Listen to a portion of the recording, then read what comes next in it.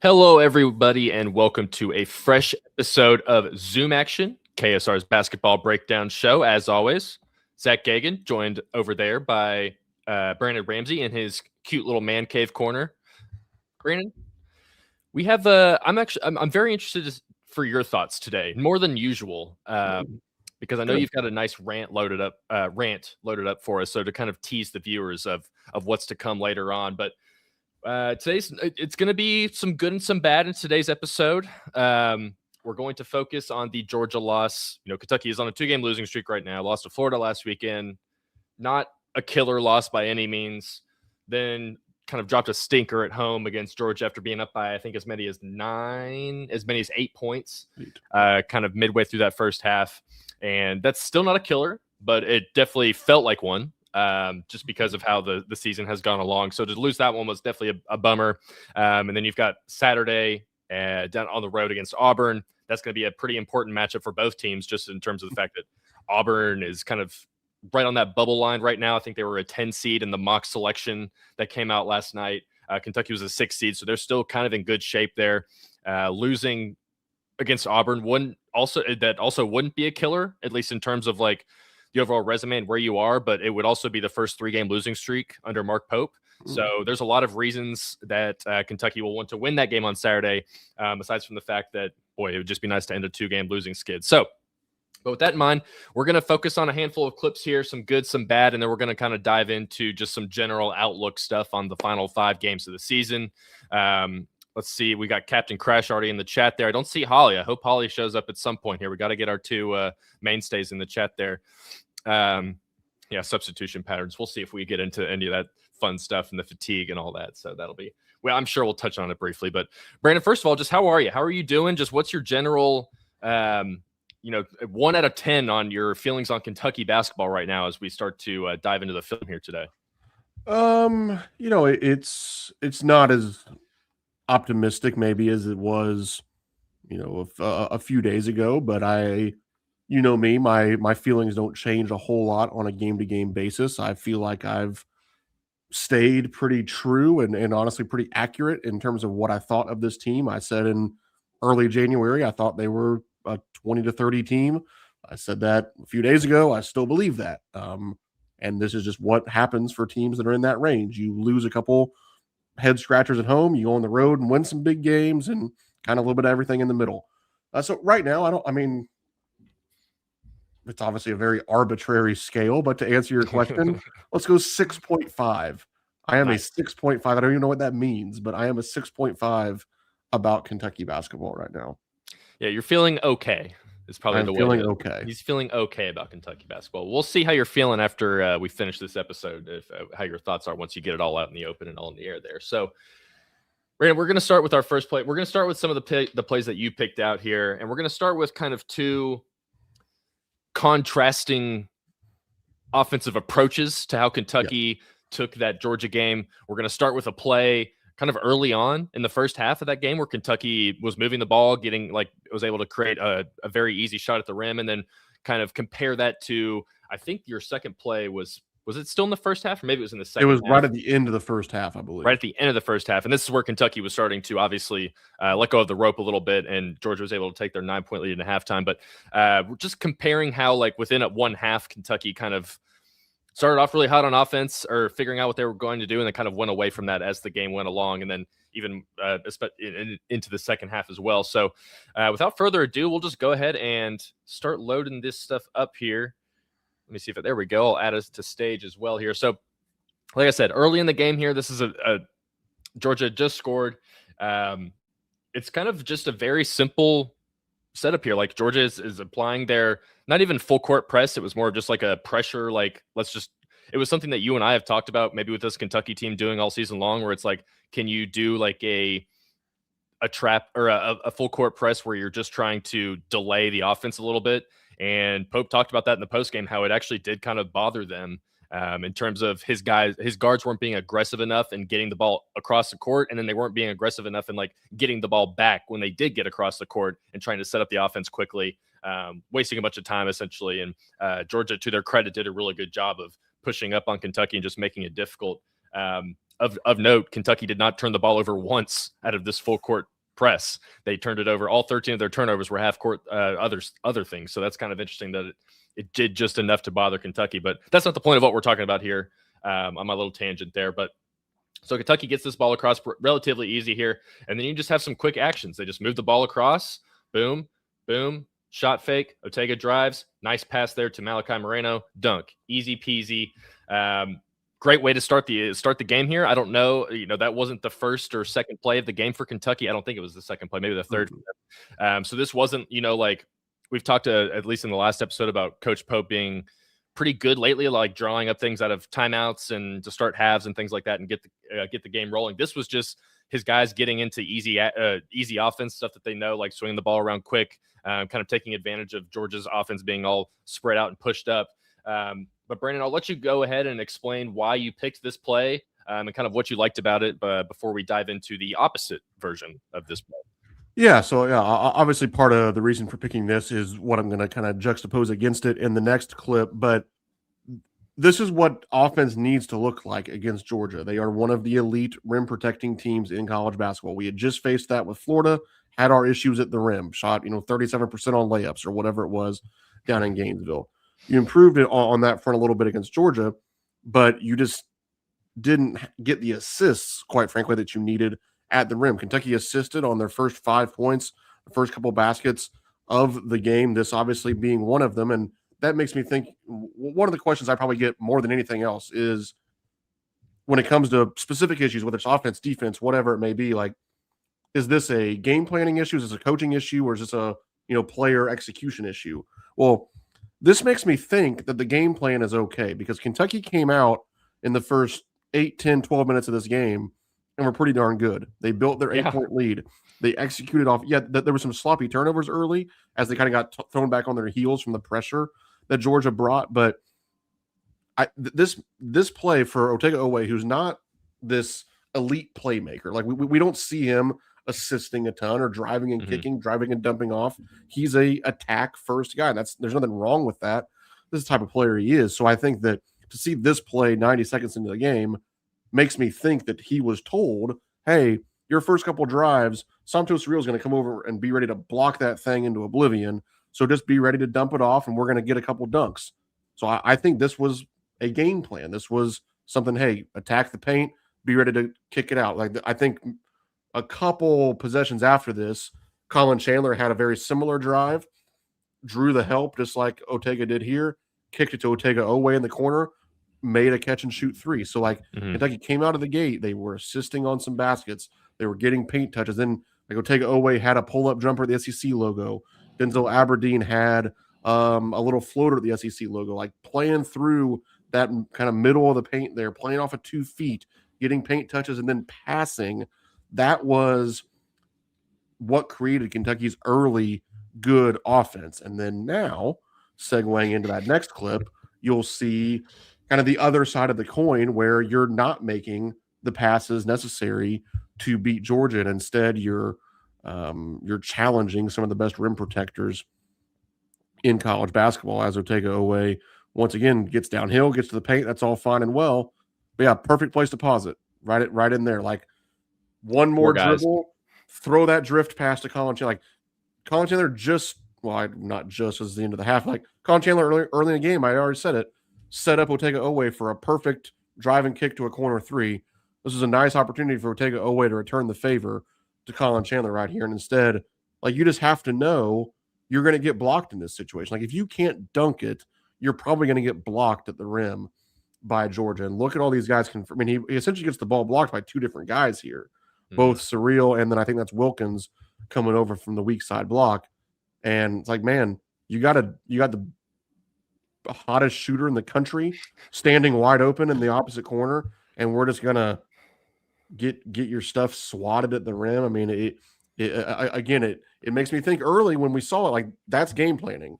Then when it's not happening late in the half, that's lack of execution because he did it earlier and now he's not doing it. And it's frustrating. It's confounding, like why that's the case. But it to me, we just saw a lack of sharing the ball on drives. Like it almost needed to be automatic against Georgia, where if you touched the paint, you better be giving that thing up, quite frankly. And Kentucky just didn't do enough of that as the game went on. And to your point about Otega's passing numbers have gone up. They've ticked up a bit. I think some of that is just him being more of like the obvious focal point of the offense. So it makes it a little bit easier for him to get passes off. But like what you saw, that I do think in terms of like his actual playmaking, like passes that lead directly to easy buckets, I think he's gotten it better at this year. And you saw it in that first clip with Malachi. But then on this one here, I think we all know that at this point, Otega can make this pass to Colin Chandler. So that's probably what's the most frustrating part about this is, so Kentucky, like we said, they were up 8 points with 7:34 to go in the first half and then just kind of like collapsed. So I think part of what is going through Otega's mind right here is maybe a little bit of just overall frustration with maybe himself and the team as a whole. The fact that they've just given up this lead to a Georgia team that they're supposed to beat. And maybe he's pressing himself a little bit too much right here, maybe reverting back into some poor habits of just keep, Pope even said after the game, like Otega tied his career high at 28 points. And he said that there was just so many breakdowns on the film, like, or at least for what he remembers in real time, like in the immediate post-game press conference, saying that there was breakdowns with Otega and that he probably Otega in particular wouldn't necessarily be proud of how he played. And I think some of those breakdowns Pope was talking about is plays like this, where we know Otega can make this pass now. We saw Otega make a tougher pass to Colin Chandler to beat Tennessee. When was that? When was that game now? A week and a half ago, something like that? So 2 Saturdays ago. So we've seen Otega make these passes a bunch of times. And like, there's part of me that's like, Otega can still finish this shot. Like, maybe, I don't know. Like this, I don't think this is like an unmakeable shot for him, but you're also going up against the best shot blocking team in the entire country. So that obviously plays a role into maybe your decision making here of like, let's pass the ball out. Let's try and live to see another play here. So I think this is like being something that you kind of talk about is like being selfish without intentionally being selfish. Hero like, ball. I think, like that's one of the plays right here. Like Otega's like, all right, we just got down. We're kind of getting our butt kicked right now. Like I'm going to go try and get us an easy bucket and see if I can get to the rim, do what I do best. And like, he did a good job of breaking down the defense. Like you don't have to worry about obviously it was off a missed shot, so you don't have to worry about that or them setting up their trap right after the break, but like gets a screen, rejects it, breaks down his defender, gets himself into the lane, gets past the shot blocker. But then you've got 3 different options here, really, I feel like you could do, which is just don't shoot, just keep dribbling, like do the Chris Paul thing, keep going around, or just hit Colin Chandler, or maybe even try and flip it back out to Denzel Aberdeen, or hell, even, try and slide it over to Trent Noah here. I mean, I say that, but Trent Noah, like, when was the last time he shot the ball? Like, there is a point where Trent Noah just needs to shoot the ball, or else I don't know why he's playing. It is getting frustrating with him a little bit, but that's a different point for a different time. So I don't know.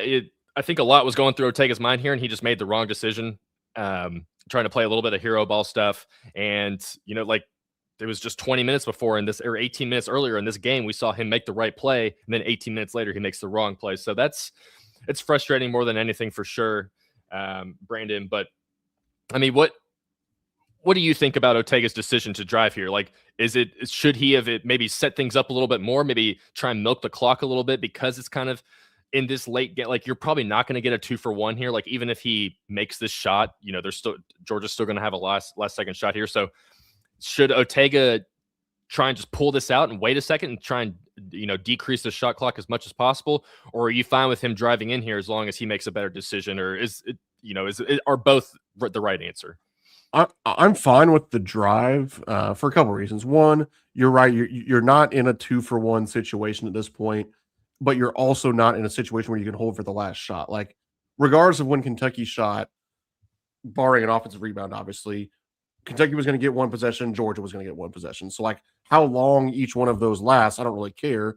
And then, quite frankly, almost at any point, if you can go downhill and get a paint touch like this, I want you to take it, because good things happen when you get a paint touch. So I love the drive. I love the attack by Otega Oway. This is a great place to take the basketball.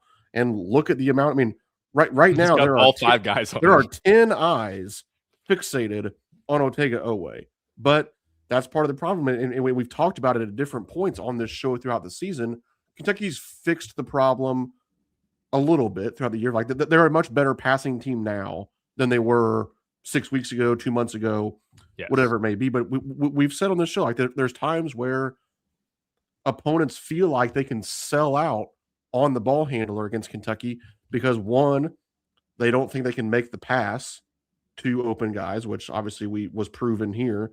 And then two, at different points of the year, Kentucky hasn't shot it well enough. So it's like even if he makes the pass, then we're not that concerned about them shooting it in. Now with the ball going to really any of these three guys on the perimeter, that probably wouldn't be the case because all three of the, I mean, Trent Noah can shoot it in practice on the Noah shooting system.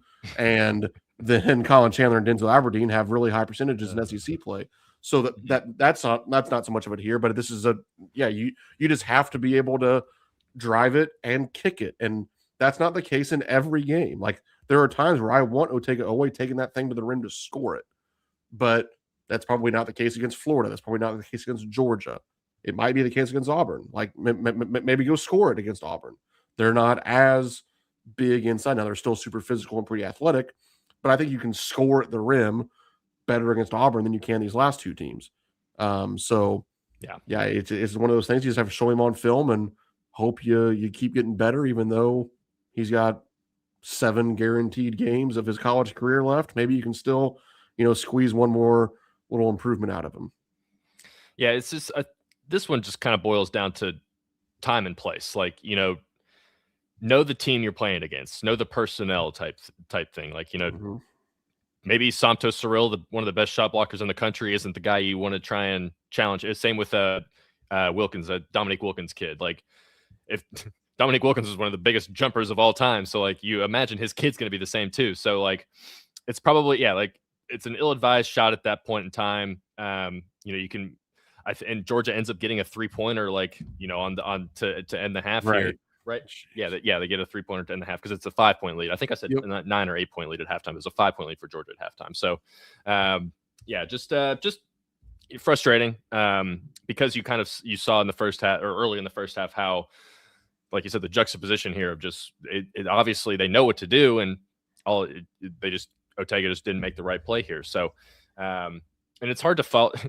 It's the discourse around Otega is just it's strange. Because of how good he is, and then at times he's just does stuff like this. Like there was multiple times it was one of the clips we're not going to show it here, but you did it in your film breakdown of where he was trying to race up the floor on a fast break and just like tried to bob and weave his way through and just turn the ball over when he had guys on both sides of him. It's like, man, you just got to he fumbled the ball off his foot, or drove the ball off his foot in the final 30 seconds. Like it's things like that are really keeping him from being like one of the, best UK players of the last, 10 years or something like that. Like it's things like that are really keeping him from being in that status. Cause I mean, the kid still had 28 points and he shot 11 for 17. And, it's funny too, like his rim percentage, like his shots at the rim, it's actually pretty high. Like he actually converts, I think it's like 70% of his like actual shots at the rim. A lot of that is dunks and layups, fast break stuff. It's once he gets outside this little circle right here, when shots are like coming outside of the restricted arc, that's where he really, really like the numbers crater. So just a little Otega bit there. But Brandon, we're going to go ahead and slide right into our next bit here, which is the one that I have teased at the beginning that I'm interested to hear your thoughts on, because Kentucky's 3-point defense is becoming a problem anymore. It's not the case of like, oh, the teams just come into Rupp and start lighting them up type thing. It's not necessarily a luck based thing anymore. Like the data is starting to stack up and it's showing that Kentucky just struggles to defend the 3-point line right now. Like I think looking at KenPom, just in SEC play, they're 12th in the league. Teams are shooting 34.9% from 3 against them. And they're shooting a decent, like 40% of their shots are coming from 3 and they're making 35% of them. Like those are not good numbers if you're a defense.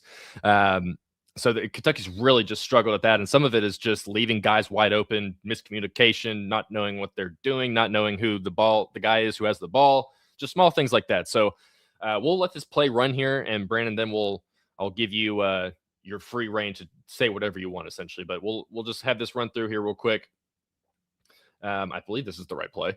Yep, you're good. It's coming. We'll let it roll.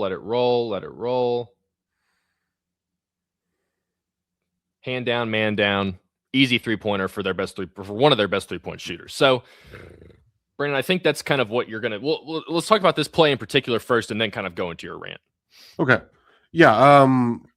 The frustrating thing here is that Denzel Aberdeen is playing very good. He's playing very good defense for the majority of the line. This is what I want to see. This is what I talk about in my scouting reports. Like, no help off of shooters like this. Like, you don't have other responsibilities. Stay tight to your man. I mean, for most of this play, I mean, he's not like standing right next to him, but Denzel Aberdeen's like more or less face guarding number 5 Wilkinson for a lot of this play. He's standing there ready to take him away. And like right now, he's not super involved in the drive. He's doing a good job staying home, tightens up if the ball comes towards him. He's there. It's like you did everything right for 20 seconds. Like you did what you needed to do. And I'm sure in his brain, and I'm getting mad at players that I'm not coaching, but like he's coming like, Coach, I was there. It's like, yeah, really. And your hands weren't up. So a really good shooter's like, I'm supposed to shoot this. I mean, that I'm sure even on synergy, like because of how close you are to the guy, like I'm sure that's considered a contested shot. That ain't a contested 3, and it sure as heck isn't a contested 3 for Wilkinson. I mean, this is a dude that shoots 35%. He's going to make 73s this year. When you said it, hand down, man down. Like we've said that on, playing street ball since we were 12 years old. Like it's the oldest trick in the book, and it was frustrating to watch Aberdeen execute defensively until it was time to actually do something, and then he just didn't finish the play by doing something as simple as this. And that will transition into what I want to talk about. And it's the difference in mentality, in my opinion, between contesting 3-point shots and deterring 3-point shots. I'm tired of contesting 3-point shots. Contested 3-point shots sometimes go in. And when we know it as Kentucky fans, well, like, oh, so-and-so came in, they shot 7 of 10. Somebody came in and did this or that, or we get mad because we feel like so many games this 15% 3-point shooter, like he made one today, or this guy's only made 2 all season and he made one. Well, guess what? Well, how do I want to say this? You can't make a 3 if you don't shoot it. And I want the opponents to stop shooting so many 3s. I don't want to watch Georgia shoot 31 3s. I don't want to watch Urban Klavzar, who the only thing in the world he can do is shoot 3s. I mean, how many did he shoot? 10 against us? He was 5 for 11. He was 5 for 11. Like the 5 is bad.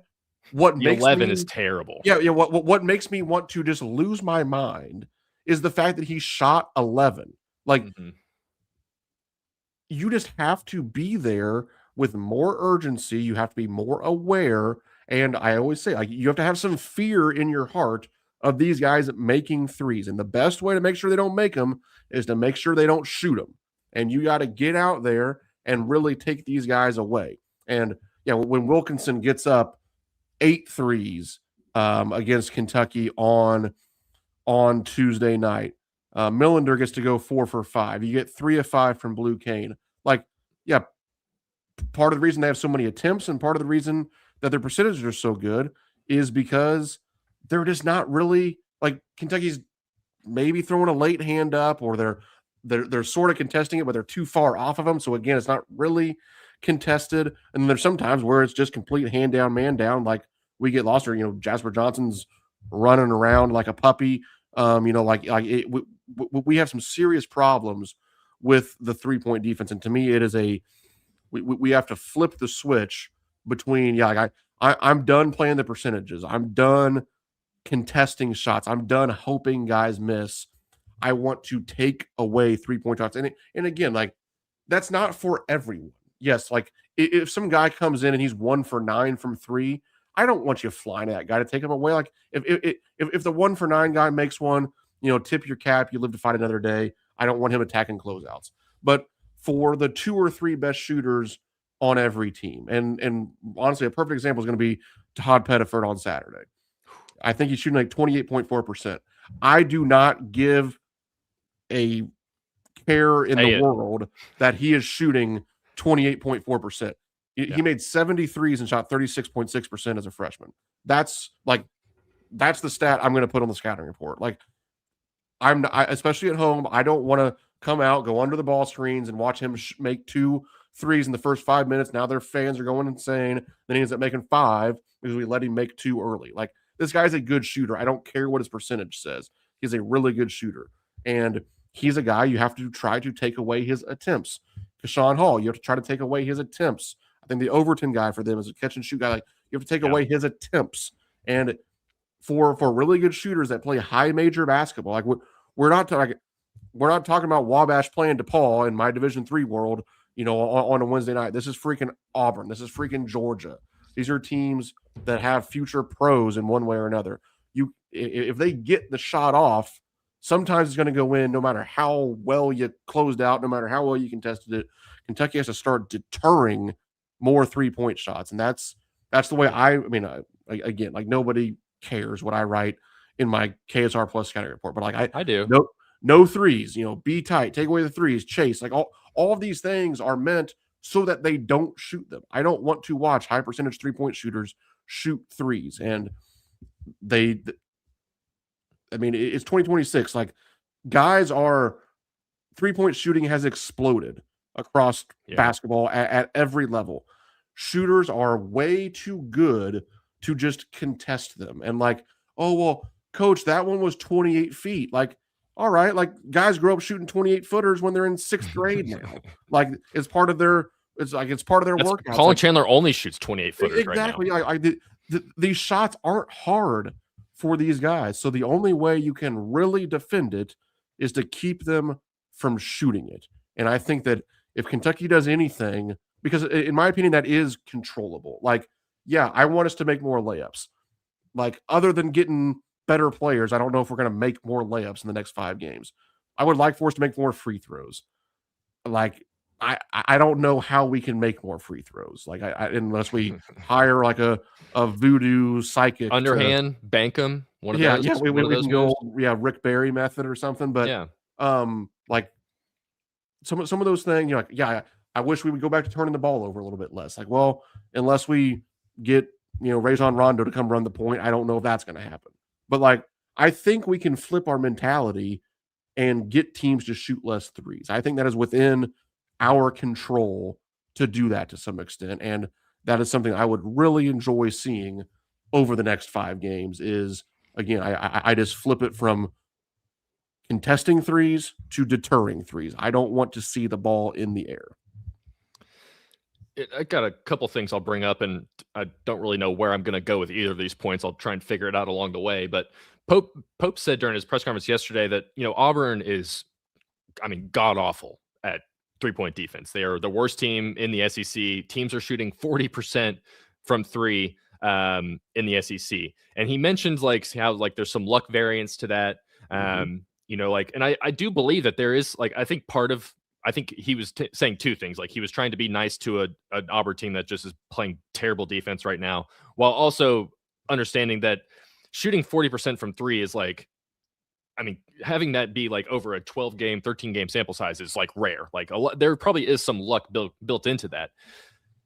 And then I look at the Florida game where, Kentucky, Boogie Flan and Xavier Lee both came in shooting 11% and 20% from 3 respectively.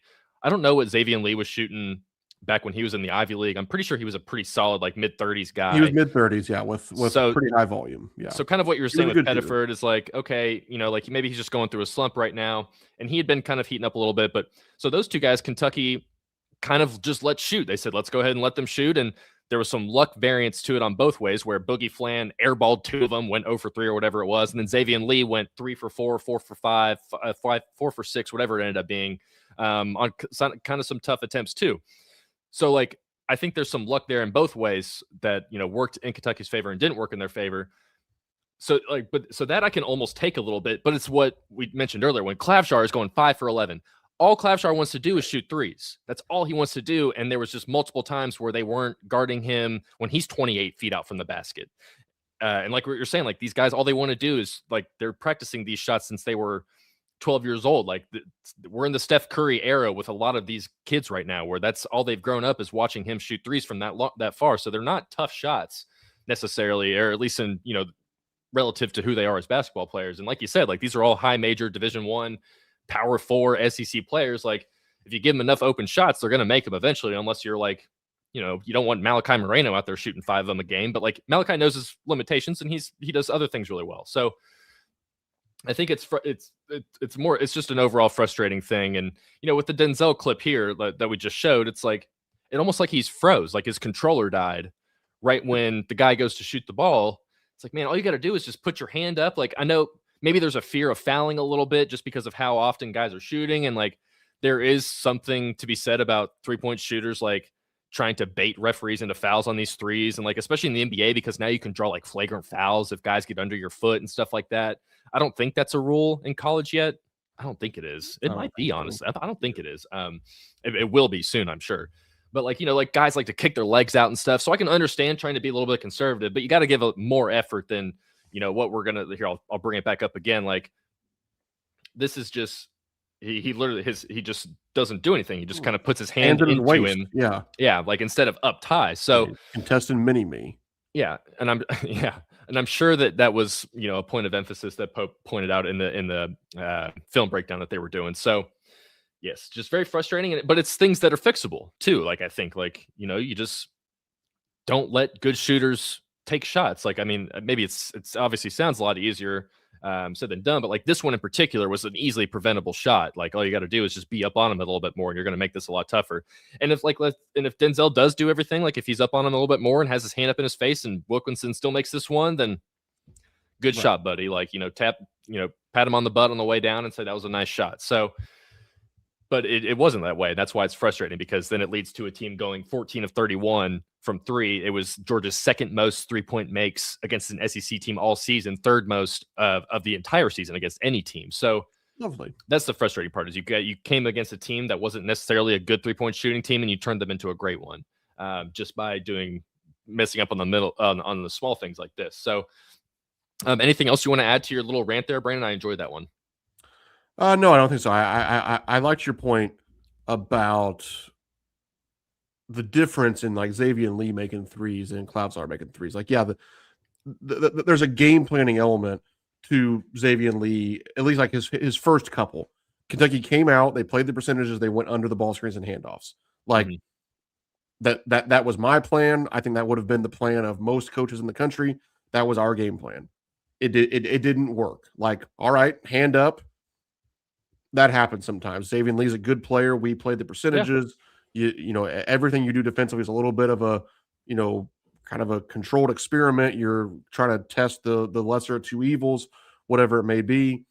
He made a couple, but you then have to take away the threes from the elite shooters so that you can survive somebody beating the game plan. Like Xavier Lee throwing a few in as a 25.5% 3-point shooter wouldn't have been a big deal if Klavjar was 1 of 3. Like then you survive and you live to fight another day. And like that's what Kentucky seems to do a poor job of, is like, and it almost goes back to my favorite saying, you're often wrong but never in doubt. Like you have to take away something. And like if you're not taking away threes from the bad shooters or the good shooters, then what's our defensive identity? What's our plan? And it's the same thing of like, well, if we're going to let teams shoot in 14 threes, then like that better mean they never score at the rim, because we're just like, boy, like we're packed in here, and like we gave up no points in the paint, but they hit 14 threes. Well, guess what? That wasn't the case against Georgia, because Santos Surreal was dunking it on our face plenty of times, and we're watching guys lay 30 up. So points in the paint. Yeah, like so now. What is it that we're good at? What is it that you're taking away? And to me, that's where, I mean, it's tough to talk about identity on February 20th. We're not going to probably establish an identity at this point, but it's something we've talked about, honestly, throughout the season as one of the issues for this team, is that there really is no identity. Like there are things that they do well kind of game to game, but it's not like I can sit here and say, you know what, like a lot of things might go wrong tonight, but I know Kentucky's going to shoot it really well from 3, or I know they're going to protect the rim, or I know they're going to rebound the heck out of the ball, or I know they're not going to turn it over. Like every game it's something different. Like, yeah, it doesn't mean they don't do anything well. It's just like, what's the one thing that I can count on a night-to-night basis for Kentucky? I really don't know what it is, and we got 5 games to go.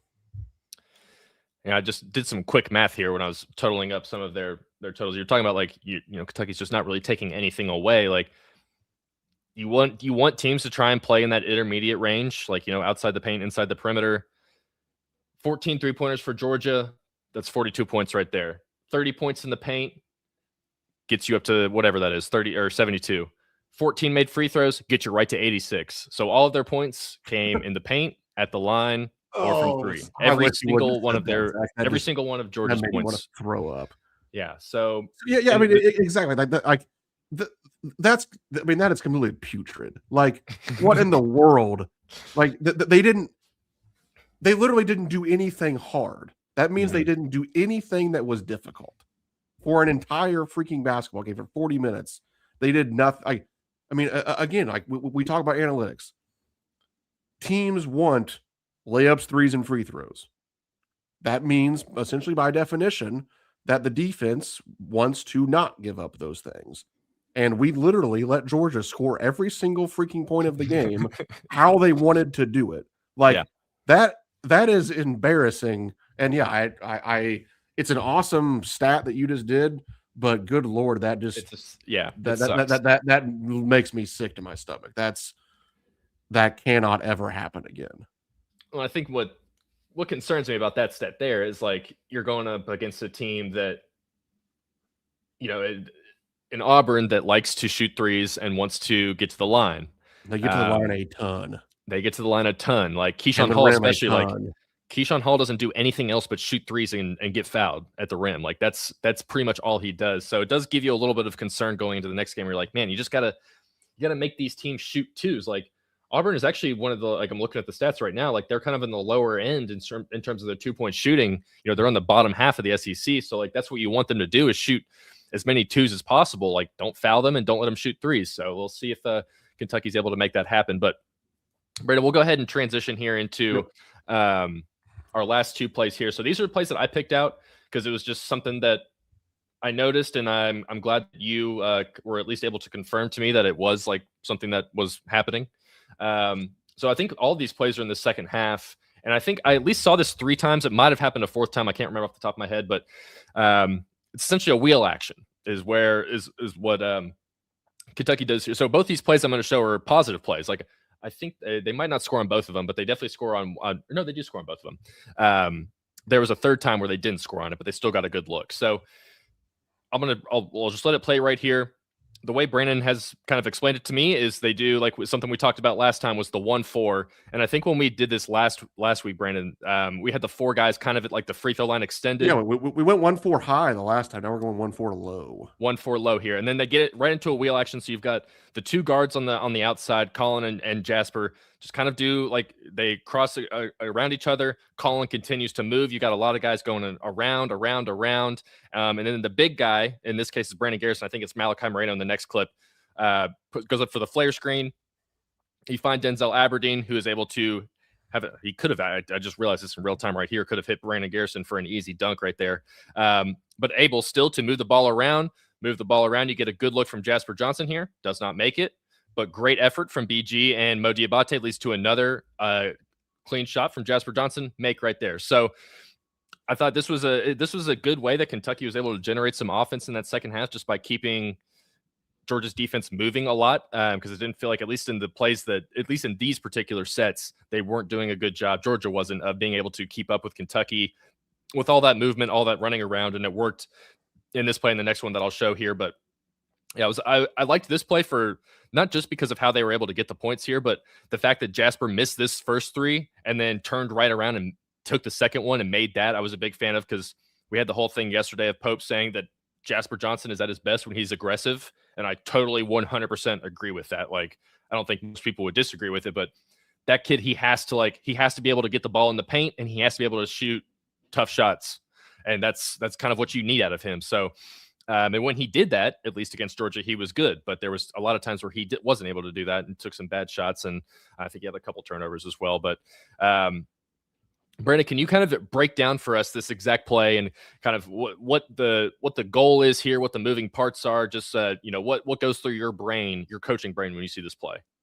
Yeah, so what Zack mentioned is the wheel action. That's kind of the concept of that side ball screen with that middle flare that sort of happen simultaneously, and you can get some continuity out of this. Virginia used to run their motion offense sort of in a wheel base, but it just gets good ball movement. You have a lot of room to attack the baseline off of that flare screen. Like you can either kind of, if they chase over the top, you can really turn it up and try to get a layup. Obviously, you can just drive it along the baseline, as Denzel Aberdeen did here. You can hit the roll. Of course, I had to laugh, Zach, when you said Brandon Garrison would have had an easy dunk. He would have had a dunk opportunity. Yes, exactly. Opportunity is the right word. I've seen him get a catch with 2 feet in the paint, looking at the rim, and not even shoot it. So yes, he in theory, Santo Surreal would have had an easy dunk on this play. Brandon Garrison maybe not so much, or Malachi Moreno for that fact. Do you take the 3 points? I will absolutely take the 3 points here. But so the wheel action is just the ball screen into a flare. We've seen this action quite a bit, really in this Georgia game specifically. I feel like they ran it probably even more than the couple times that you're going to show here. But good job shooting it off of the offensive rebound too. That was something I was frustrated about. I believe going back to the Florida game where I thought Kentucky turned down some 3-point attempts. We did shoot the ball well against Georgia, 12 of 30, I believe. Yeah. From three. Obviously, that unfortunately that was just completely negated by again allowing them to go 14 of 31. Yeah. But I liked seeing Kentucky let it fly a little bit more from three. Obviously, what you're getting from Colin Chandler at this point is sort of on another level, but getting Jasper Johnson, some of these other guys, some open looks as well. But yeah, and also this gets your best players involved here. I mean, there's a Jasper Johnson coming off the ball screen. I thought it was going to be Colin Chandler. I forgot, but yeah, when you have Denzel coming off that flare, you get Colin Chandler over there for the drift pass. This puts your best players in positions to succeed. Absolutely. And then we'll move on to the next play here. This is later on, or it's a similar set. If this one's a lot quicker, how they get this, and I think this is actually an instance where the roll man does get hit here. It's amazing how quickly I forget all these plays after I watch them 15 times before I go live with you. But so similar stuff. Well, here, I'll go ahead and let me reset it just a little bit. So Otega kind of cheats it a little bit, like they're trying to get to the 1-4 low. Before Colin gets there, Otega just starts it, goes quick. You've got the wheel again, so you've got Colin running around the screens there. You've got Otega doing the same. Then you get the flare screen up here from Malachi Moreno again to Denzel Aberdeen. And it's Denzel who, well, it helps that the Georgia guy slips here, but maybe he also learned from that last play where he's like, okay, I had Brandon Garrison open. Let me make sure to kind of look as well for the roll man here. And I think that's Somto there for Georgia. So Somto actually does a good job of like cutting off the driving lane that Denzel had in the previous clip.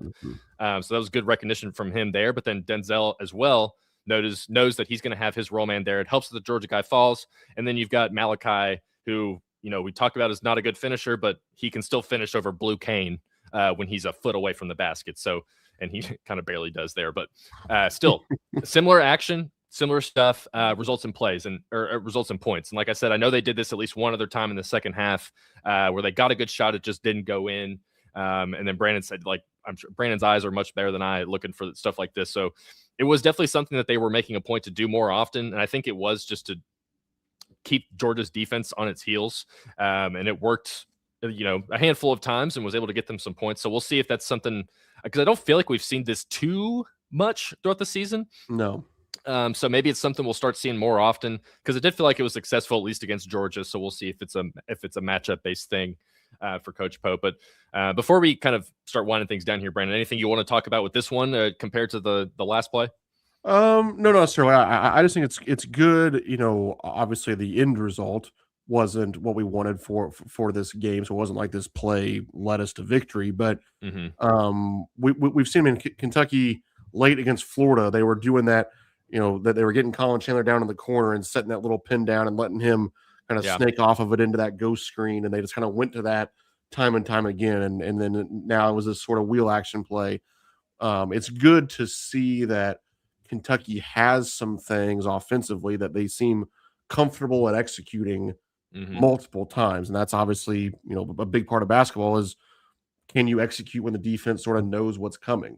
And obviously, after you run this a couple of times, the defense sort of knows what's coming, but are you comfortable in it enough as an offense to get through your different reads and still execute? And I thought that it was good to see Kentucky do that some out of this specific play, even though, again, they didn't win the game doing it, but still got some good things. And, I think that execution offensively has been one of the many things we've talked about at different times this year. Hasn't always been at a super high level. I think that Kentucky's gotten a lot better in that aspect over the course of the season. Some of that, frankly, just has to do with players playing better also. I mean, we're getting the best, obviously, out of Oway at this point. We're getting the very best out of Chandler at this point. Denzel Aberdeen's become pretty consistent.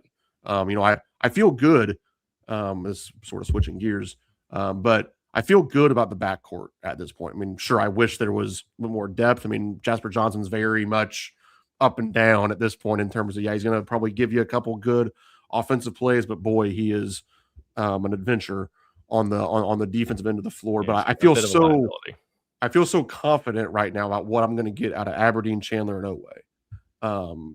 Malachi Moreno is I think I'm going to get something decent from him, but I'm not, as a freshman, it's hard to fully rely on him at the very highest levels of SEC basketball. Just unfortunately, I think the 4 spot leaves a little bit to be desired at this point. And then partially because of your injuries, your depth's been eaten up. We no longer have this, great depth. I mean, imagine what it would look like if you had Jalen Lowe starting, because now all of a sudden, Aberdeen or Chandler is coming off the bench. Imagine if you had Cam Williams to stick in there for 20 to 25 minutes a game. Things would look a heck of a lot different with some of those guys available, but they're not, and this is where we find ourselves. Yeah, with Yelovich, it seems odd right now because the numbers, at least on paper, his shooting percentages are great. He's shooting 50% from the field, 40% from 3 or whatever it is in SEC play, but just not really. It doesn't feel like he's making that much of an impact. And the defensive rebounding numbers are still great too, but especially defensively, the decision making when he had an Oway type thing where he just tried to dribble into 3 Georgia players and turn the ball over right away. It'd be nice to be able to kind of counter him with Cam Williams a little bit. But I'm not getting my hopes up that he'll end up returning, even though Pope is trying to leave the door open for him. But I'm just going to assume that, with Kentucky's luck, that's not going to be the case. So yeah, it would be nice to get more out of Yelovich just from that 4 spot, because it does feel like it's just a bit of a hole right now. And it's going to be interesting, who guards Keyshawn Hall? Is it going to be Colin Chandler? Is it going to be Otega Oway? Is it Mo Diabate at times? Kind of how will they go about that? And that's probably a good way for us to transition here into the Auburn game and the next 5 games the last 5 games of the season. I guess we'll start there. How does Kentucky maybe go about defending Keyshawn Hall, and any overarching keys to the game that you're looking for going into Saturday? It's going to be another game where physicality around the rim is going to be a key point, both offensively and defensively. Auburn, as we alluded to a little bit early on, they attack the heck out of the rim. Yeah. They rank very high in the country. I tweeted something out from CBB Analytics. I think they're in the 92nd or so percentile in terms of shots at the rim. Mm-hmm. They're going to take almost 40% of their shots from the rim, which is in comparison to Kentucky about 9% higher. So that they're going to get to the rim. That's Todd Pettiford. That's Keyshawn Hall. Then a couple other things they do very well because of the way they attack the rim. They get to the foul line a lot. And then also they are, it seems like so many SEC teams are one of the best offensive rebounding teams in the country. And obviously those offensive rebounds lead to what? They lead to shots at the rim. They lead to getting fouled. So those 3 things all kind of work together for Auburn. So I'm really anxious to see how we protect the paint in this one, while at the same time not just giving up open catch and shoot threes like we talked about some. But yeah, they're the silver lining about the Auburn game is that like they are not good defensively. They rank outside the top 100 in They're like KenPom 109th. offensive. Yeah, It's so crazy. Like a top 5 defense or offense, but yeah, I would have said something. Sorry, we keep. I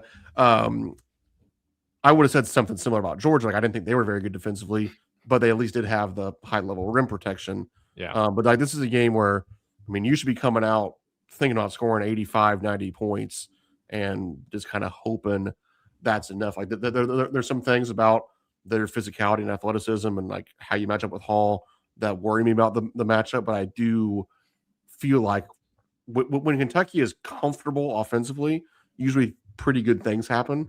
And I was hopeful that would happen against Georgia, but I thought they did a pretty good job of making us more uncomfortable on the perimeter. And then obviously just the way they protected the rim was what was bothersome. And I don't know if Auburn can do some of those things that Georgia did. So, you know, as long as we don't give up 100, then, you know, I think that Kentucky can maybe find a way to score enough to win this game.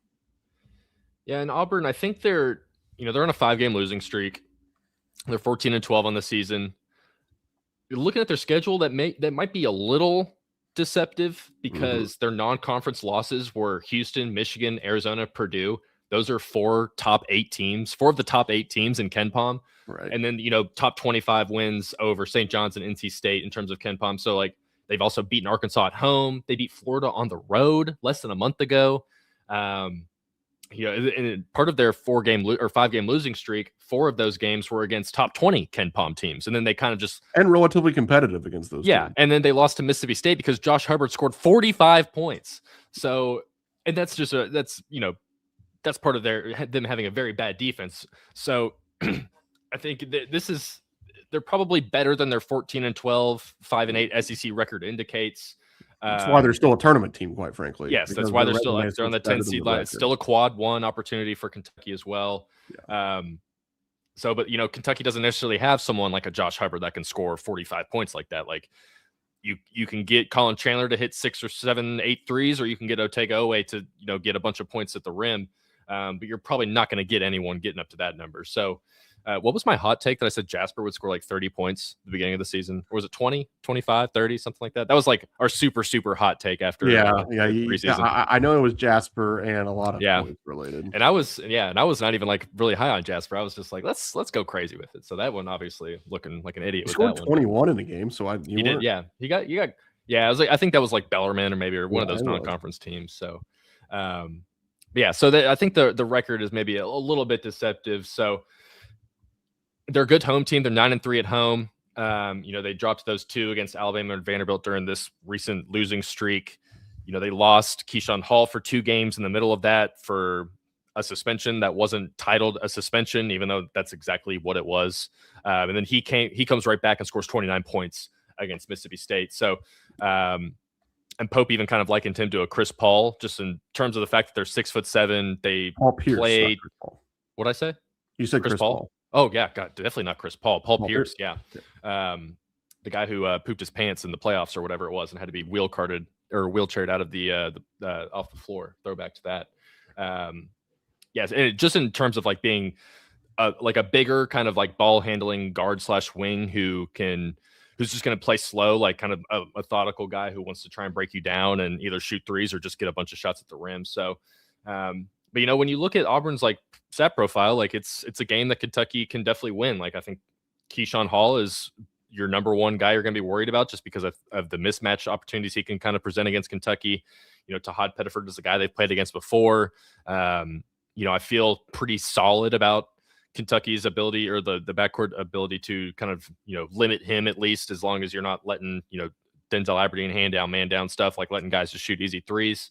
So it's definitely a winnable game for Kentucky. I think they're like a 3.5, 2.5 point favorite or underdog. Kentucky is in most sports books. So it's going to be, Auburn's another, like you said, another high offensive rebounding team.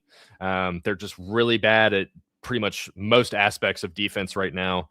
So that'll be a good way for Kentucky to try and get back on track. Maybe let's shoot another 33s. Like let's see if the Kentucky can get that number back up there. Because if you can go 12 for 30 against or from 3 again, like you're going to be in a very good spot to win. Even though they just lost to Georgia doing that same thing. So But after that game, Brandon, then it gets weird because then you got the South Carolina game on the road. You got Texas A&M on the road, and then 2 home games against Vanderbilt and Florida to finish those out. So you've got 4 quad 1 games, 1 quad 2 left. They're a 6th seed right now, all things, or at least by all the the selection committee themselves has Kentucky as a 6th seed. As of this moment, they're not in danger to miss the NCAA tournament by any means. Even if they lose tomorrow, they're not in position to miss the NCAA tournament. That South Carolina game is one that's probably going to be, win or loss this weekend. That South Carolina game is going to be an interesting one because it'll be similar to Georgia, where you don't want to lose that one because it'll drop you. It could easily drop you a seed line if you do fall that or lose that one. But I guess just any general takes on the last 5 games of the season. I know we've talked a lot in this episode about things we want to see improve in the last 5 games, but just anything you're going to be looking for in terms of, I don't know, resume or just, on court things, anything on your mind you want to talk about as we're kind of entering the home stretch here. I do think the resume aspect of it's interesting for how we're going to finish the season, because one of the big metrics that was mentioned yesterday at the media mock selection thing at NCAA headquarters was wins above bubble. Probably not one that we're super familiar with as a fan base, or it's not Ken Palm. It's not some of the things that we're used to talking about. The WAB is what they're calling it. Yeah. It's not something we're used to talking about on a day-to-day basis, but Kentucky ranks like 26th. Like they're pretty high on wins above bubble. And what it means is that what would the average bubble team, what would their record be expected to be against your schedule? So essentially Kentucky has a little over 3 more wins on their own schedule than if you took one of the 11 seeds or first 4 teams out, whatever you want to say. And I was looking at the schedule, I think that the average bubble team would only be expected to go 1-4 down the stretch for Kentucky. That's what Kentucky's projected to go by. It's also what Kentucky's projected to go. I think that because Kentucky is obviously better than the average bubble team, I think that 2-3 is kind of the fair baseline. Okay, you win at South Carolina, and then you find a way to win one of the other ones, because you're not going to be major underdogs. You're going to be underdogs in all 4 of those games, but they're all going to be between 2 and 6.5 points probably. So a team of Kentucky's caliber should find a way to win one of those. So to me, I think 2-3 is that baseline where, quite frankly, I a lot of times, and this is a different tangent, I probably won't go on this rant today, but there's a lot of times, and I said this on the board, and I said it to my dad multiple times last night, there's a lot of times where Kentucky fans, when we lose, we also act like that 364 Division I teams won. That well, guess what other 6 seeds do? They lose to Georgia. Guess what other 7 seeds do? They lose to teams they're not supposed to lose to. So a lot of times, we and it's what makes it brilliant. It's why we have jobs. Kentucky fans just view our team under this microscope and vacuum, where a lot of times we don't realize what's going on around us. And it's other teams lose games too.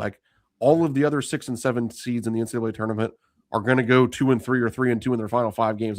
The other teams like Kentucky aren't going to miraculously rattle off 5 quad 1 games to finish the season and jump ahead of us. So going 2-3 and winning 1 game in Nashville, that probably holds serve for you. If you can go 3-2 and win a game in Nashville, you actually might move up. Because at that point you're talking about adding 2 or 3 more quad 1 wins. It's just not that hard for Kentucky to improve their resume. Now, I say that in theory, because what is hard for Kentucky is to win these games, because we're playing good teams and some of them are just better than us. I think Vanderbilt is a better basketball team than Kentucky. I think Florida is a better basketball team than Kentucky. I think Kentucky is essentially the same as Texas A&M and Auburn, and those 2 games are on the road. So I've said it for a while now. There's not a game on this schedule that I don't think we can win. There's also not a game on this schedule that I don't think we can lose. And my rational brain would say, all right, well, the truth's probably somewhere in the middle.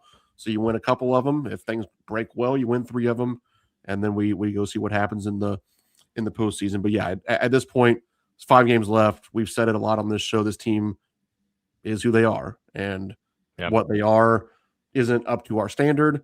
Maybe a little bit better than what we thought it was going to be a couple weeks ago, but it's it's that 25th best team in the country. It's a 6th seed, and we go see what happens.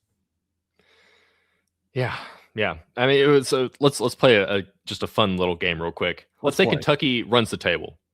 Okay, And they win 2 games in the SEC tournament. How high in the seedage can they go if they're projected as, like, I think the final 6 seed is what the NCAA tournament or the selection committee had them as. So, I mean, you pick up 4 more quad 1 wins, probably 2 more after that in the SEC tournament to get you to 6 more quad 1 wins over your next 7 games. Well, I get win a game in Nashville and then lose a game. So I'm sorry, 5 more quad 1 wins. Okay. That puts you at however many it is, like 11 or 12, whatever they're at right now. Does that get you to a 3 seed? Does that get you to a 4 seed? How high would that jump? I don't think it gets you to a 3 probably, but it probably gets you to I think if Kentucky runs the table and gets a win in Nashville, because I mean, if Kentucky runs the table, they're probably getting a double bye. They would be 13-5 in the SEC. So yes, you're getting a double bye at 13-5. So then, like, whoever you play on Friday, you're right. That's probably going to be a quad 1 game. So if you can win that one and you play on Saturday and you lose, like a Saturday loss does nothing. Like that's genuinely irrelevant. The NCAA tournament committee probably didn't even know that game happened. They've already got their bracket set.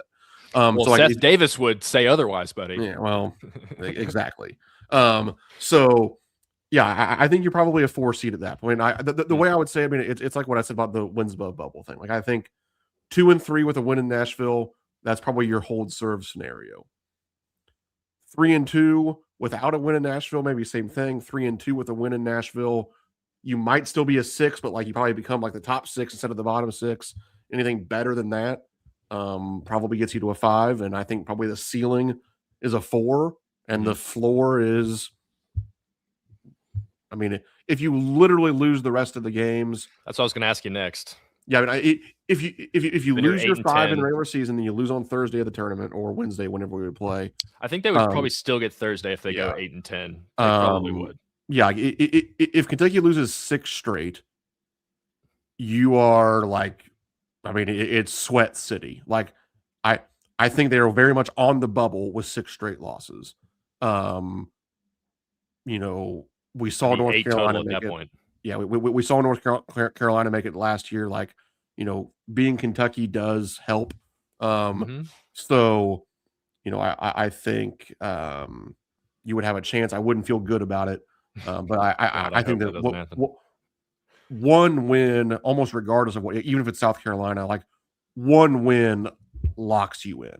I mean, again, and I know luckily we also had the positive end of this discussion, so I applaud you for that. But like, and I know we're just having fun with this discussion, but like, only Kentucky fans would be a 6th seed in a bracketology and even discuss the possibility. Like, I don't know who the other 6 seeds are in the NCAA tournament right now, but none of them are discussing what if we don't make the tournament.